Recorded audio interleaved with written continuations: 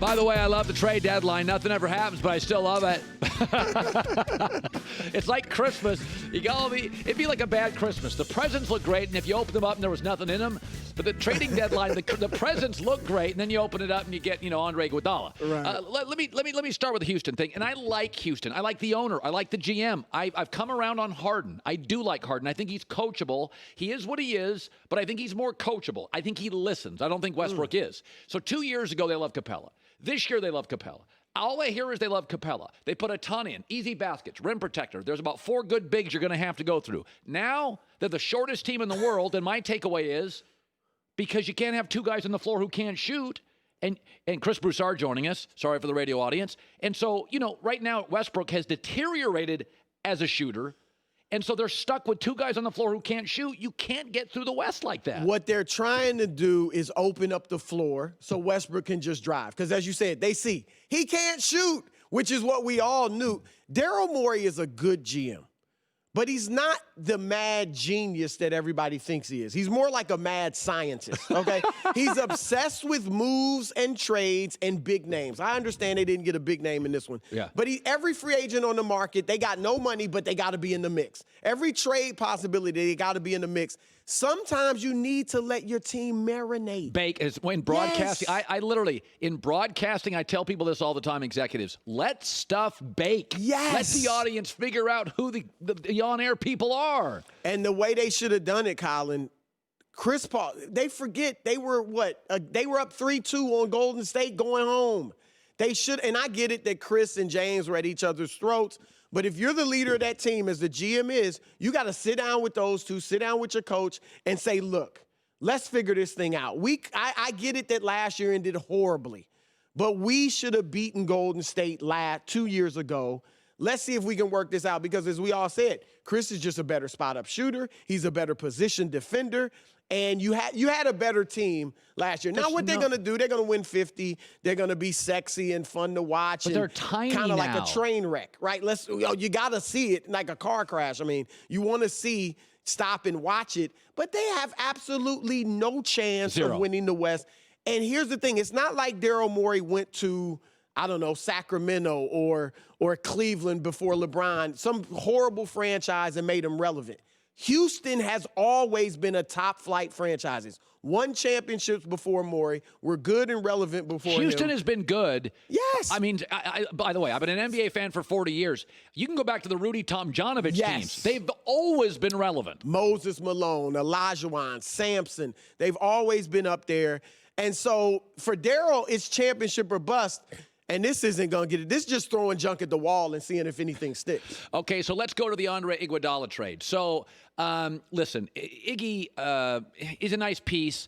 It's 6 years post-LeBron in Miami that the genius Pat Riley finally has him interesting. Now, I think Milwaukee's going to slide through, and I don't think they're the Clippers or the Lakers. I don't think they're Utah or Denver. I'm not sure if they are. I think they're an overachieving team with a great coach and a great guy in Pat Riley. Right. They're starting 2 undrafted rookies.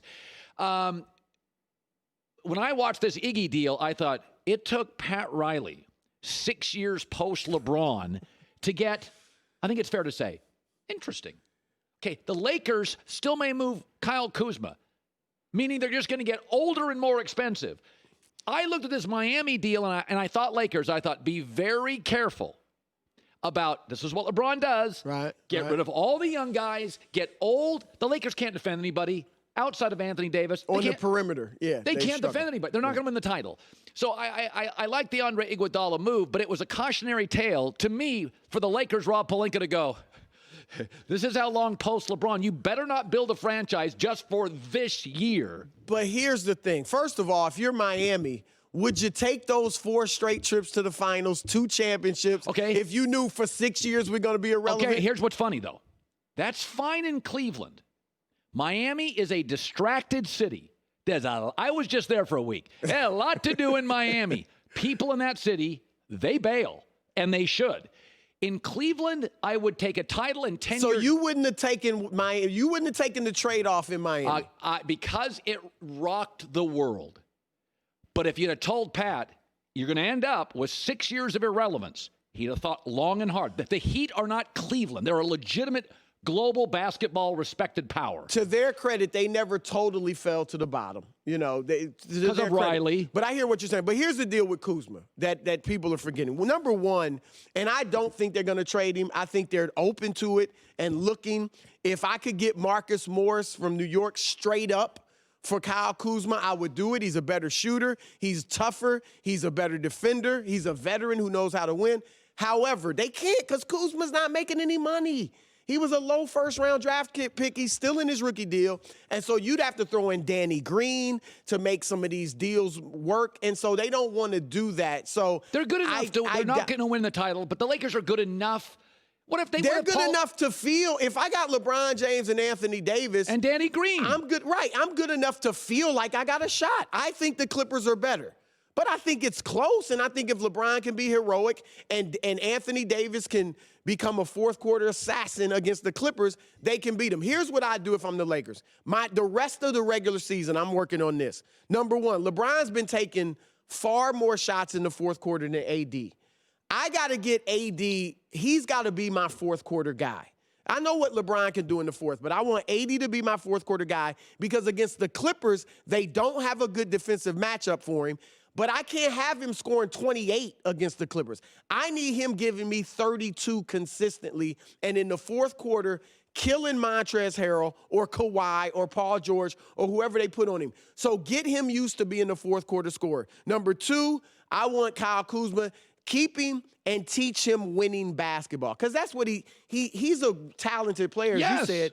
But winning basketball, he's not yet there. Okay, most of these young guys aren't. Take him out to lunch, sit him down and talk to him about what you need. Work on that in games. If it costs you a few regular season games, so be it. But get him used to playing winning basketball. Joey was at this game a couple nights ago. Kuzma's flawed, but you can space the floor. He's 6'8", he's athletic, he runs well. And he'll well. go on streaks. And he no question, he has nights, and he gives you 26 a night. If you'd have traded Kuzma and somehow gotten Iguodala through a bunch of various pieces, you are so old and expensive. But here's what I'll say, though. And I would have only wanted Iguodala. They only want him on a buyout, and they had nothing to trade for him, but they would have kept Kuzma to get Iguodala. However, you still, Colin, what you're forgetting is even when LeBron's done, say in 4 years, you still have Anthony Davis. So it's not like the future's going to be bleak. I'm still going to have him, and then I just build around him. Yeah, I saw what happens when you just have Anthony Davis. It's called the Pelicans. He's a 1A. He's not a 1. He is a 1A. I'll give you that. But, again, LeBron, work on him. Work on him. Make him a 1. You've been pretty good so far. All right. Chris Broussard. So I actually I thought it was subtly very good. The Sixers brought over 2 shooters off the bench. Agreed. Liked it a lot. Here's my theory on this. If you look at the Sixers' first 7, I'm going to make you an argument. Joel Embiid, Baby Shaq. Horford, veteran forward presence, who, by the way, was tough guarding Embiid. So, yes, remember, Horford, that's one reason they brought him over. Okay, no question. So I got a veteran defender. Right. Tobias Harris, Josh Richardson, athletic wings. Ben Simmons, 28-8 when Embiid doesn't play. He tells you what he is, but he gets the ball to 3 shooters. Now I have Alec Burks and Glenn Robinson off the bench, first 2. Those are real shooters. Right. Okay. Real. You right. tell me in the NBA. You look at that. This is why I would have broken up Embiid and Simmons. It's a chemistry issue. You find a better first 7 outside of maybe the Clippers in the league than that. I'll give you, that's the best, most talented team in the East for sure. I would take the Clippers. Milwaukee. But yeah, no question about it as far as talent. Their problem, as you said, is chemistry. In the locker room, Embiid wants to be the man. And out of the locker room too. Simmons wants to be the man. They're jealous of one another. They're jealous of the spotlight the other one gets, not recognizing that they both get the spotlight. They're both superstars. They both seem to be more concerned, according to people close to that situation. Al Horford said yesterday we have a locker room problem. Right. Well, they both want to be more celebrity and superstar than they want to be more celebrity than superstar basketball player. Now, I'm told that other players talk to them at some sort of kind of players meeting, something like that, where they talk to Embiid and Simmons and we're like, look, you guys, you got to lead us. You got to get it together. We should be much better. And that the Embiid and Simmons accepted that. But we'll see how it plays out on the court. I'll tell you that move yesterday, we're going to pay attention. That's a good move. They got two guys who shoot over 35% on threes. Now, do I think it gets them past Milwaukee? Again, I think they should beat Milwaukee. So do I. But if the chemistry problems are there, Embiid wants the ball too much, and if the chemistry problems are there, Horford is a great pro and a great guy, but he's not a strong enough personality to override those two in the locker room and really take control of that team. Love Al Horford in the playoffs. Here's what I do, Colin. If I'm Philly, I got two options. One, I let this season play out, see what we do in the playoffs. If we go out in the second round or earlier or get smashed in the conference finals, then I am doing one of two things. I'm either trading Joel Embiid, and he's the one I'm trading, not Simmons. I'm looking around, seeing what I can get because I think I can get a haul for him. Or I'm bringing in a new coach, a strong coach, who I know, who's worked with difficult people. I'm calling Phil. No, I'm just. But I need a coach that I think can just try it. Can you work these two, get these two on the same page? But you're good. Even then, I'm still looking at Embiid, though. You NBA guys, you just want to run the coach out of town. Look, Brett's a great guy, one of the best guys in the NBA. However, how long you get? So the players aren't culpable for some of it? They are, but at the end of the day, the coach has got to be able to corral the players and get them to work together. No question about it. I like Brett, but I think last year they should have hired Monty Williams. Hey, by the way, Philadelphia ran out another coach, Andy Reid. How's he doing? Philadelphia loves running coaches out. It took Andy 21 years, and I'm an Andy Reid fan. I'm an Andy Reid fan. By the way, Broussard, 11 playoff games. The best picker at FS1 was Chris Broussard, who went 9-2 in the playoffs. Look, Rob Parker was bragging on the Odd Couple about how he beat me in the regular season. I don't care about the regular season. That's right. You're a player. Call me Kawhi Broussard. I'm all about the postseason. I'm all about the playoffs. That's all I cared about. 9-2, had the Chiefs in the preseason. No, it's like load management. We call you half the time and you won't show up for the show. Hi, everybody. Thanks for watching. Subscribe here to get the latest from the show.